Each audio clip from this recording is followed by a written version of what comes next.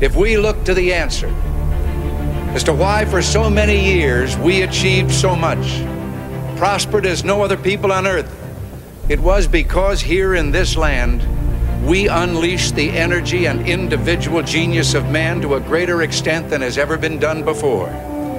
Freedom and the dignity of the individual have been more available and assured here than in any other place on earth. The price for this freedom at times has been high, but we have never been unwilling to pay that price. Those who say that we're in a time when there are no heroes, they just don't know where to look. The sloping hills of Arlington National Cemetery, with its row upon row of simple white markers bearing crosses or stars of David, they add up to only a tiny fraction of the price that has been paid for our freedom. Each one of those markers is a monument to the kind of hero I spoke of earlier.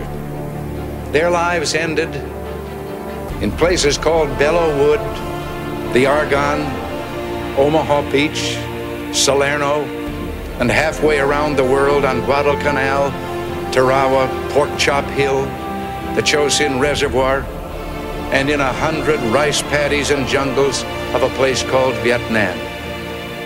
Under one such marker lies a young man, Martin Treptow, who left his job in a small-town barber shop in 1917 to go to France with the famed Rainbow Division. There on the Western Front, he was killed trying to carry a message between battalions under heavy artillery fire. We're told that on his body was found a diary. On the flyleaf, under the heading, "My Pledge," he had written these words: "America must win this war. Therefore I will work, I will save, I will sacrifice, I will endure. I will fight cheerfully and do my utmost as if the issue of the whole struggle depended on me alone."